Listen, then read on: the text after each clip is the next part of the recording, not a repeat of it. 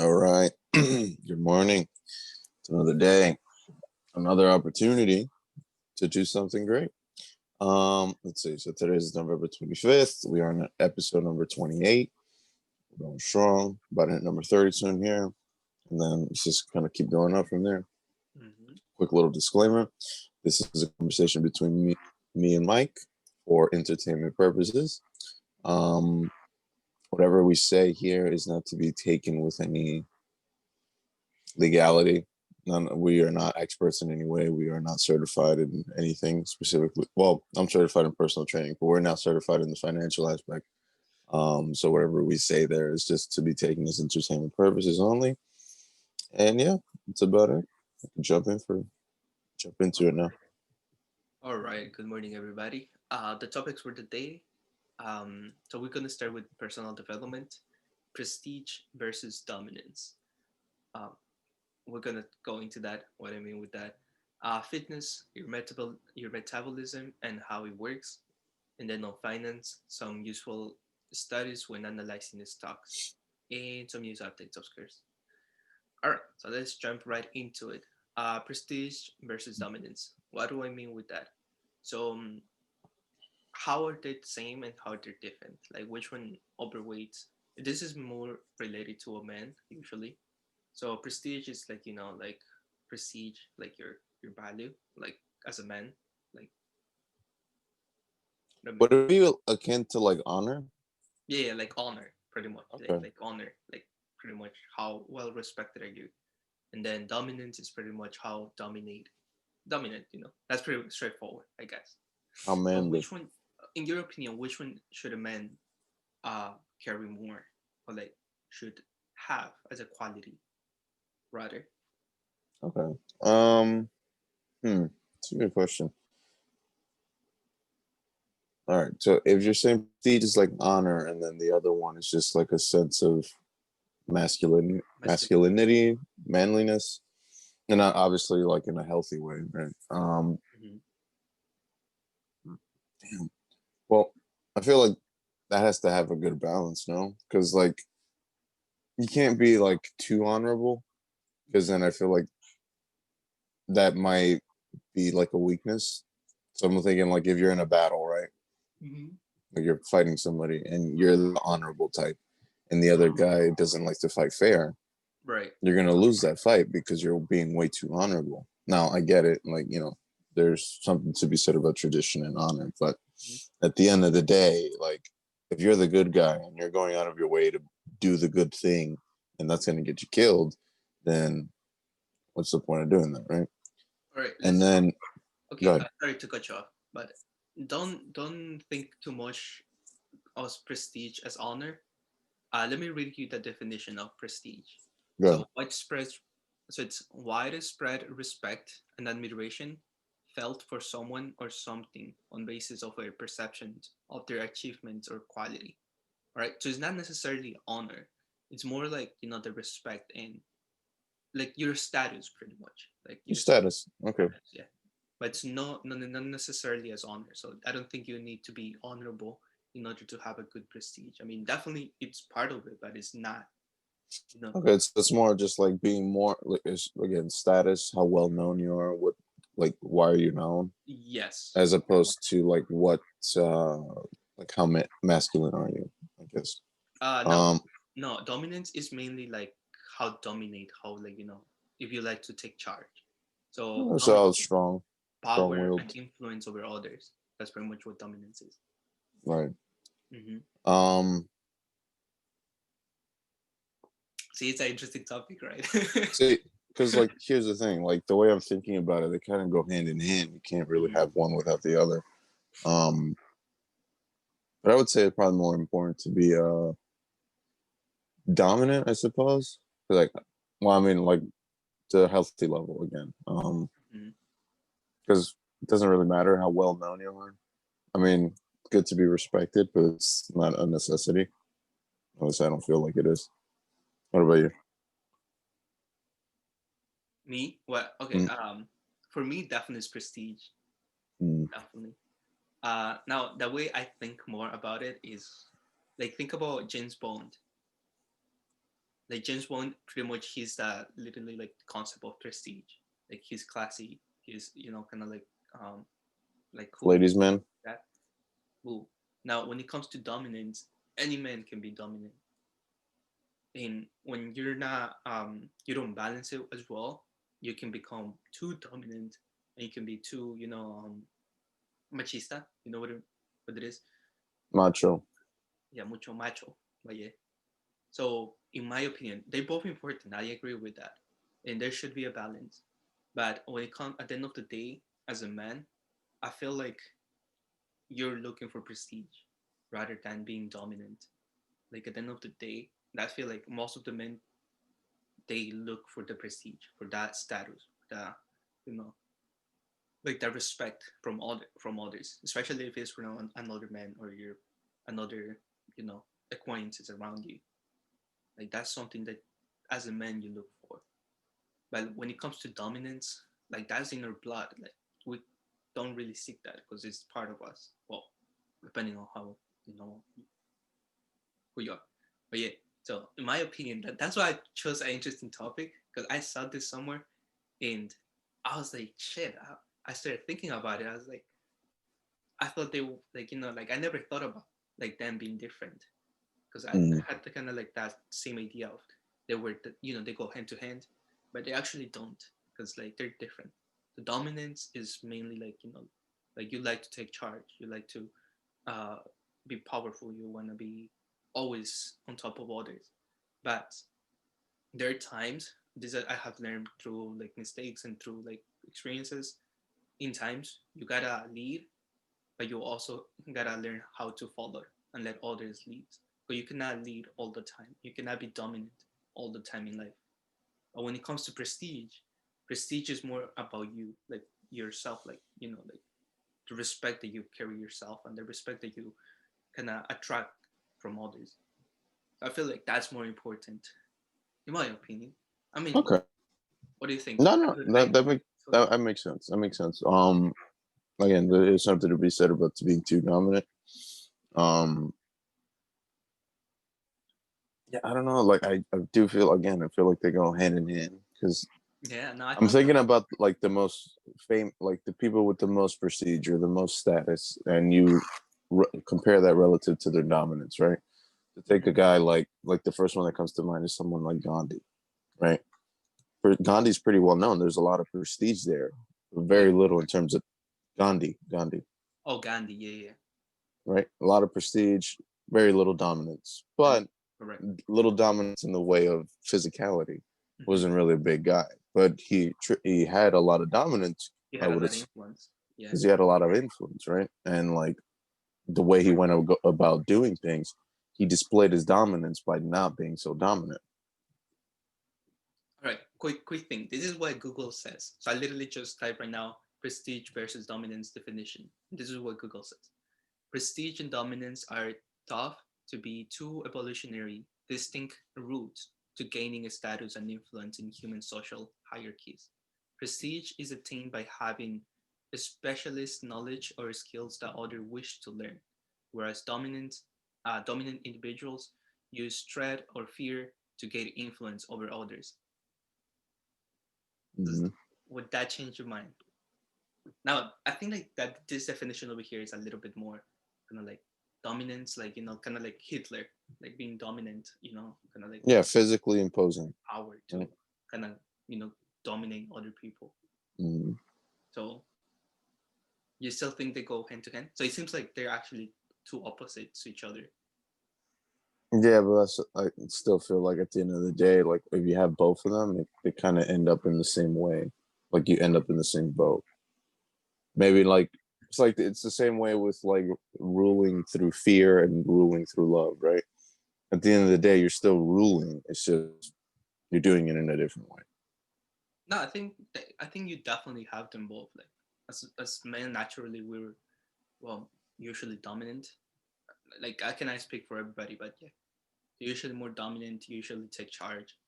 But I don't know, like for me, like I always think about like like leading by example rather than just tell like kind of delegating it. Like there Hmm. comes times that depending on what you're doing, depending on how you're doing it, you wanna you have to actually rather you have to delegate, and you have to kind of divide the work and just take charge.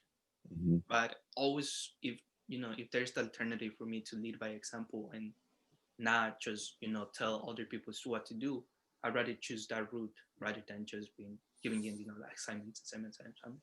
Like Right. that's my opinion. Like I don't know. Like, but I think prestige is more like is the route that I would choose for me to get like the higher status rather than kind of use people and being dominant. Again, I feel like at that point you're kind of just attaching a negative connotation to dominance because again, like we can spin it in any way we like. Mm-hmm. Um, I feel again like you mentioned Hitler, right? Hitler had a lot of prestige within his little community, um, but Yeah. he's also very dominant. Mm-hmm. So yeah, I mean, for me, I feel like I think like you're saying, dominance is just kind of inherent in men, or at least most men. Um, so to a good degree, I would say that dominance is a little bit more important. Mm-hmm. Um, yeah, that's it. Okay. Yeah. Like I mean, we're not gonna Agree go to disagree. correct. We agree to disagree. And that was a good one. Yeah, and I thought it was an interesting topic. Just wanted It to was, see it was good. how the talking turned out. But yeah, that's very much what we mean with prestige and dominance. I think we define it and we kind of give our inputs on what they are and maybe what, how can they we be applied on our lives. And once again, like I feel like yeah, you can definitely apply it on women as well. But this was more towards like men because that's you know That's what we are.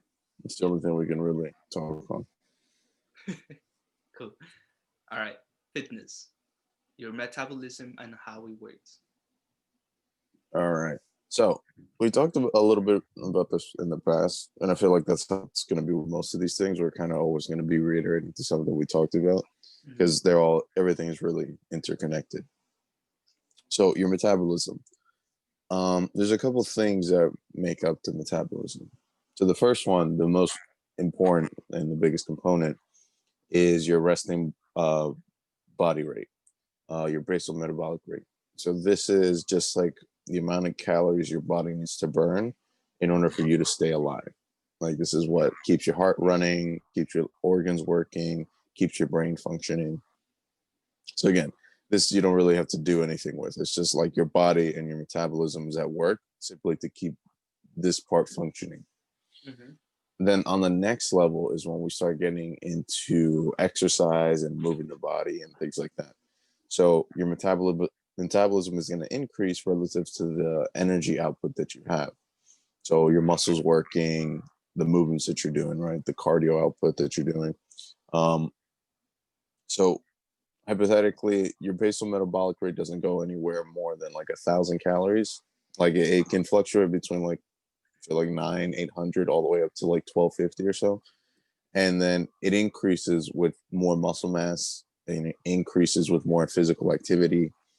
Um, so that's generally what makes up the metabolism. Um, but the reason why I wanted to talk about it is because a lot of people differ in their metabolism, right? Like there's people that have really fast metabolisms and they can eat whatever they want and not gain any weight. And then we have the opposite. And I would say like that's a majority of people where they have a slow metabolism. And if they eat, they seemingly always gain weight. So there's a couple things happening here. Fast metabolism is just due to the fact that their basal metabolic rate is super high. So they're burning so much energy that it doesn't matter how much they consume. Somebody with a slow metabolism that always gains weight is due to the fact that their basal metabolic rate is low and their body seemingly just takes a long time to burn off energy. And that's more of just like a survival mechanism. The whole point of that is so you can conserve calories if for whatever reason you were ever stranded in some situation, right? Um, that's why your body retains body fat as well. You save that as an energy source for a future situation where you're not going to have food or potentially you can't have food. Obviously nowadays with the society that we have, it's not really going to be the case. but there are some places in the world where that is still the case, where you have to hunt to get your food. So that's why your body does these things.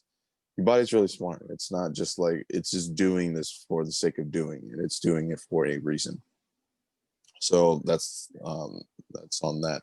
Um, so for the people that have slow metabolisms, there's a couple things that you could do in order to help increase it. So I mentioned it earlier, putting on muscle mass. So that dramatically increases your just your basic or base level metabolism, simply because now your body is forced to burn more energy to keep you alive, right? So that same thing that I was talking about in terms of like just keeping your heart functioning, your heart or your brain working. If you add on muscle mass, muscle burns a lot of energy in order to maintain. So that's further going to increase that metabolism. Now, if you add in more exercise and doing more physical activity, burns even more calories. So that's really going to help bump up that metabolism. That way, you're not just gaining weight with all the food that you're consuming. Another issue that could possibly be there is your hormones. So a lot of people have issues with their thyroid, and that can just literally be genetic, or sometimes it kind of just happens out of nowhere. But there are medications for that, and I can't really speak too much on the subject because I'm not too familiar with it.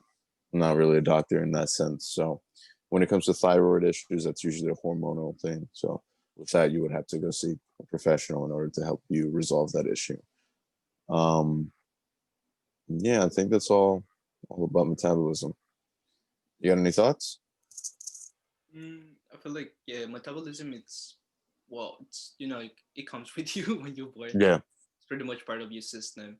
One thing that I do want to kind of emphasize is that when you sleep, that's when you're burning a lot of calories. That's where your metabolism actually is doing the most work, right?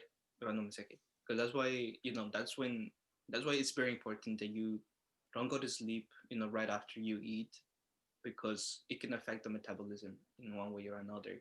Because it's taking a lot of energy to burn the fat. I mean, to burn the food, rather than because metabolism is not only digesting food, but also cleansing your body and kind of like sending the nutrients. Digestion. It's the whole digestion process. Well, it's only digestion, Mm-mm-mm. the metabolism. No, I'm saying that the metabolism, when we're talking about that, the food that's the digestion process. Oh, that's it. So, But it's not when it comes to metabolism. It's not only that though. no. Okay, good. I thought I was wrong, but cool. Yeah, so that's when it comes to burning calories, kind of like getting your levels, like hormones levels at the balance Balance. it out.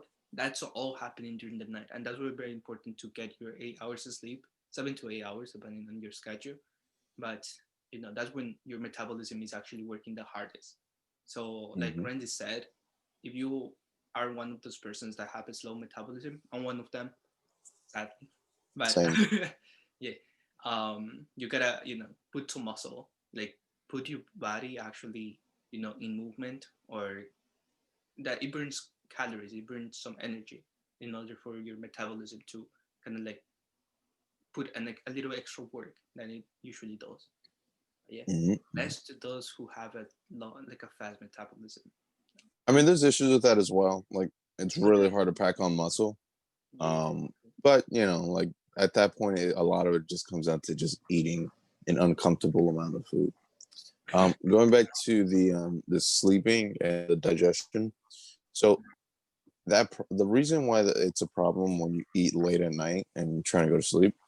So the process of digestion is taking away energy, right? Or rather, it's consuming energy. Like the food needs to go down through through the throat and then down into the stomach and then down and uh, the poop. diffuse into the intestines, right? And then you poop. So there's a lot of stuff going on in that process. Right. Yeah. But when you're sleeping, the whole point is to help you recover. That requires energy as well. So if you have food in your stomach and you're trying to sleep and recover, now you have two different processes happening at the same time. So you're burning double the amount of energy. Mhm. That's why you really usually can't get good sleep when you eat too late at night, because your body that whole time was spending energy trying to digest that food. That way, when you wake up in the morning, you can poop. So that's why I would at least suggest to make sure that you're not eating within the realm of about 3 to 4 hours before you go to bed. Like that's the last meal. Then anything after that, wait until tomorrow. Yeah, And that's it. Yeah. That's all the talking points about metabolism. that was a good one too. I definitely wanted to learn that. That's why I chose the topic. I actually wasn't familiar with it too well. Hmm. Like I knew what metabolism was, but I wanted to just hear an overview what it was.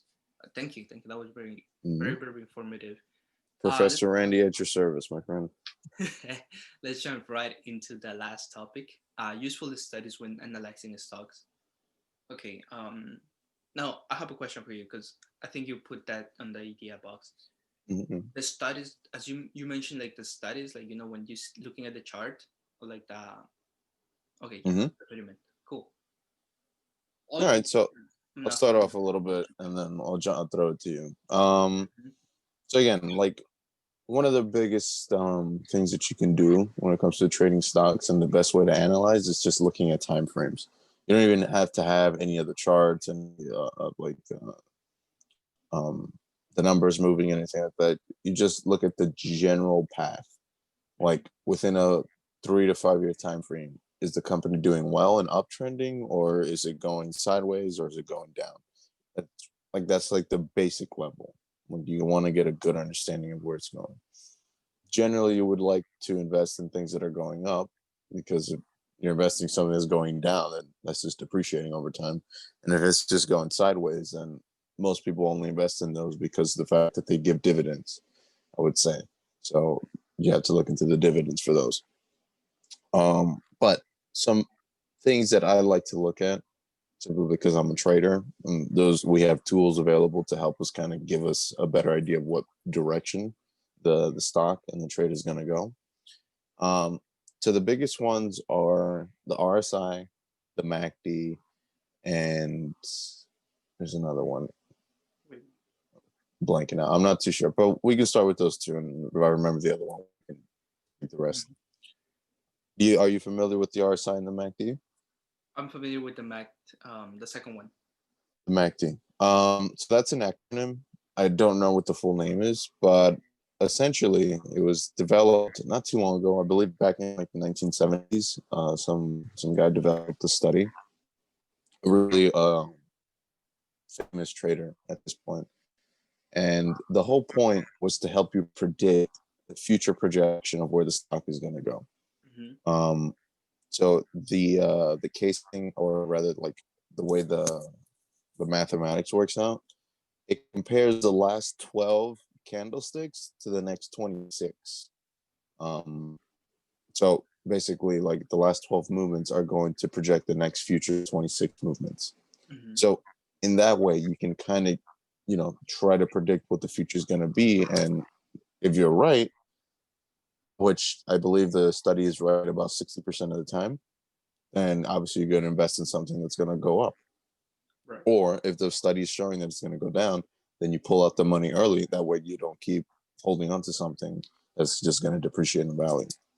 Hmm. Now, and with the RSI, that one is called the relative strength index, and that one is basically based on volume. So it'll pretty basically it will just tell you where things are too overbought and where things are too oversold. Hmm. Um, that's also relative to the time frame. So these both of these studies are relative to time frames. So the more small the time frame, so if you do like a 1 minute chart, 1 day, 1 minute, um, these things will be different relative to like a 1 month study or 1 month chart. But again, that's pretty much all there is to the RSI, just to see where the volume stands. Is the If it's R? too high, You mentioned the R, RSI. right? The R side. Is Yeah, that one with the support and resistance? that one doesn't have support and resistance. It just has like a top level where like it's red if it goes too overbought, and it's blue at the bottom if it's too oversold. Okay, I think that's that one, the same one that. It's usually the one at the bottom. Both of the studies are at the bottom. Yeah, yeah, yeah. I think that's that one that I use. I guess I used the MACD, that one for sure. I didn't know what it stands for either, but yeah. So it's one of the predictions, one that predicts the next, whether it's gonna go up or down.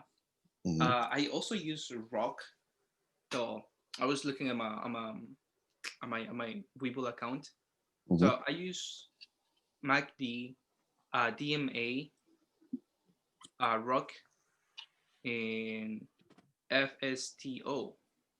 Now, what do each of these do? They're pretty much just studies and predictions. That's my understanding of them. Most of these guys aren't. They're just studies and Okay. predictions. They're not supposed to, like, fortune tellers. Yeah, and they also like kind of compare to each other, see which one has a little more kind of like more not right, but like they kind of just compare to each other. But to be honest, I use this and I use that one that Randy mentioned with the volume, the R study. Just I want to see how many people are buying it, how many people are selling it. It's very helpful, very useful. And of course, you want to check on volume as well. Volume is not a specific study, but it helps a lot, like the volatility of the market. Now, I'm not an expert on this because, well, neither of us are, and but I don't spend too much time trading and looking at charts, so I don't know much about this topic. So that's why I kind of wanted to learn a little bit Hmm. from it. So the other one that I use as support and resistance is called the view up. So this one it kind of consolidates like the average pricing, and then it kind of it's back out like a low price, a medium price, and a high price, and then that's where you can kind of get a good idea of where support and resistance levels could be. Um, Very often you'll see that if the price or the stock drops down all the way to the lowest price, so that lowest view up, it's usually a yellow one, it bounces from there and it either bounces back to the middle or bounces from the bottom all the way to the top. Wait, And is this one that one that like you kind of use in order for you to set your resistance and yeah, support and resistance? That's the chart. Okay, I use that one on TD Trade. Thinkorswim, yeah, Yeah, Thinkorswim. Yeah. it's a good one. I really like it, especially for trading. The ones that are the most useful for day trading are that one, the VWAP, VWP, and the exponential moving average. So that one's called the EMA. Yeah. Yeah, so that one, it kind of dictates an average price, and it just follows the stock as the day goes on, or depending again on the time frame. So generally, if you have a good strategy for trading that one, is if the stock has a support on that line. So generally, you'll see that the candlesticks or whatever it is that you're using, they either fall above or below that line. Kind of want to be or you want the line to be under it, so it's kind of riding with the stock, using it as a support, and again, you can get a nice smooth run up, as opposed to things kind of going sideways or downwards and getting constantly rejected by that line. Mm-hmm.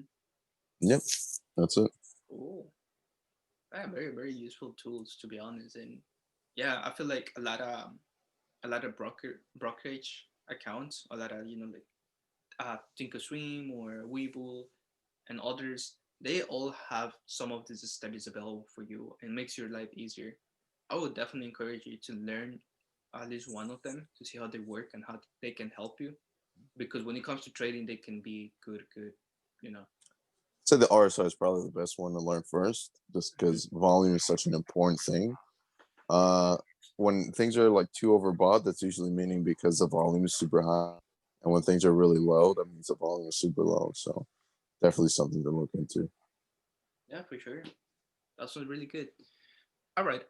Last but not least on our list, it will be some news updates. Hmm. Got anything for me?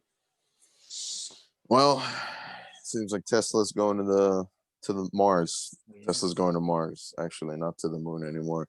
Not really sure. Again, like we talked about it yesterday, that S&P 500 inclusion will probably keep driving that stock up for a while. And if any more positive news comes out, which I think they did, like they have a $3 billion contract with somebody, that's just going to keep driving that price up. And that's the whole market, the EV market going up. I sent you that video, but you already saw it. The one Mhm. with the charging stations and the Right. companies that Yes. are like creating the charging stations for those electric vehicles. So Tesla does have them. Tesla's kind of doing like an Apple thing, right? So Apple has their own ecosystem where they kind of provide you with all the stuff, and obviously they mark up the pricing so they have more or they gain more from it. But there are different companies out there that are just solely focused on creating charging stations for these vehicles. So think of it like an Android, right? Android, you can kind of any company has access to the platform. Um, so with these charging stations, there are two big companies here in America that that you might want to look into and are worth investing. So one of them is called SBE, and the other one's called Blink. Mhm. SBE right now owns about 70% of the real, or rather of the real estate and the charging stations that are available for these electric car companies, and Blink only owns about 2%. And the thing is, Blink is going super overvalued with little value with the company in terms of how much property they have, and SBE has less value but more property. So at some point, the math is going to catch up, and I feel like SBE will probably start taking off. But Mhm. yeah, that's definitely some interesting stuff for the future. Because again, a lot of these companies are for investing for the future within 5 to 10 years, so you can make a good return off of that. And yeah, besides that, I also showed you yesterday that again, like these hotels, these cruise lines, airlines, all these things are slowly but surely picking back up and making some good profit off of that. So definitely something to keep looking into. Feel like waiting for those good opportunities where they dip and then you can buy in. That'll be very beneficial for the long run. Right. Yeah, yeah, absolutely. Yesterday was a really big day for the Dow. It hit 30,000 points, not dollars. The Dow is not measured on dollars, guys. But the Dow hit 30,000 points, which was really good news. I remember when it hit 20,000 and it was huge. Um, I think this was back on, I don't remember. I remember hearing about it. I Another remember long just getting lifetime. into it. Actually, I think this was like 4 years ago because I remember I was just getting into like the stock market and I didn't clearly understood what it was. I thought it was like $30,000, but then No. as I move on, I learned that like it's not measured in dollars, but not even like money. Money is more like points. Do you know Now, why it's points? hmm? Do you know why the Dow Jones is measured in points and not money? I mean, all the indexes are measured on points. Do you know why that is? I was reading about. I was watching a video about it, like CBNS, or the news company. They were explaining about it, but I didn't pay too close attention. We can look We into can it and we actually can talk about bring it it. back. So I can like watch the video again and see Yeah, yeah, yeah. a little bit better. But the way that they measure is it's kind of weird because okay, let me like my brief understanding how it works. So in the Dow, there's 30 companies, like the biggest industrial companies of the US. How they do it is that they take, well, when it was founded, like in the late 1900s, I think, what they do is take the companies, depending on how big they are, like the market cap, they divide it by two, and they kind of like measure the point from that, something like that. I have no clue. Yeah, that Don't sounds don't yeah. weird. But now the one thing that I understood is that, for example, from one, like from let's say from 1 to 1,000, when it first hit 1,000, it was huge, like a huge milestone. Now from 10,000 to 20,000, it was okay because remember you're dividing it by two. So every time that it like it's not as impressive. Now from 20 to 30 is not as impressive, but it's important. But like in order for it to be a milestone, it will have to hit 40,000. So like from 20 it duplicates. Something like that. It's kind of confusing, but it's a good deal. It's not as much like it's impressive. But yeah. Right. We can definitely make a topic out of this. I will make sure to learn a little bit better. Mm-hmm. But it's interesting to see how it works. Not gonna lie. Other news: Bitcoin. Bitcoin is getting to the roof. It's about to break its all-time high records from 2017. We'll see What if was the today. high? Because I thought it hit it yesterday. No, we didn't do it. Is it 20,000? No, it's 19 something. Wait. I mean, if it was 19 something, then No, 19,260 was the height before, mhm. and it broke that yesterday. No, it was 19,400 and something. The all-time high I on. saw it at 19,300 yesterday. Yeah, but it hasn't break it. Uh, Okay. So close, but it's not. It hasn't break it. Other than that, Dollar Tree, what is it called? Um, announced its earnings record yesterday in very strong numbers.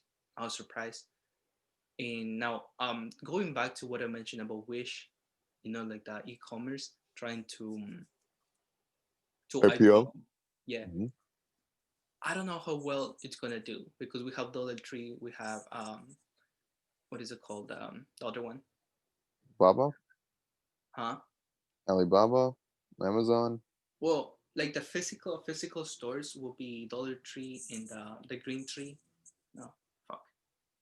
There's another one that's so similar to Dollar Tree. Not sure. Um, but yeah, so those companies, they're huge on like cheap stuff, in which is pretty much that. But then we also have Alibaba, we have Amazon, Walmart, all of this competition on the market. I'm not sure if Wish has any any any backup plan to like survive in the long Yeah, run. I mean, Yeah, what are their audience, right? yeah. Because But we'll see. other than that, I think I forgot something else I had to mention. Um, there was some other news I forgot, but that's pretty much it for me. I was looking into like this Alibaba, Tesla. You cover all the EV hype. Energy surge yesterday as well. Very good player. Personally, I stay away from energy because it's very um, unpredictable. I is usually flat as well, so I usually stay away from it. But yesterday, it's been on green for the past 2 days, which is really good to see. And yeah, and I think that has to do something with the down hitting 3K as well, because Hmm. energy is part of the down. Yep, Cool. I think that's it. That's pretty much it for today. All right. So tomorrow's Thanksgiving. Oh yeah, I'll be back tomorrow in the morning. Shouldn't be yeah, that much of a problem. Get nice and ready for those big meals. Make sure you get a good workout in, that so you ass. don't feel so fat afterwards. Oh yeah. Also, before we leave, be mindful when you go into the grocery stores. There's tons of people. We went to do grocery shopping yesterday. Fucking pack, bro. Like that supermarket. And just be careful, guys out there. Rona is a big thing. You don't want to catch it. I caught it. I didn't have it worse, but I didn't have like that bad. But it can get worse. I've seen people going through worse. So be careful. Yeah. Um, yeah. Other than that, So I will see you tomorrow. Well, we'll take talk to care. you tomorrow. We'll talk to you tomorrow. All Peace. right. Peace.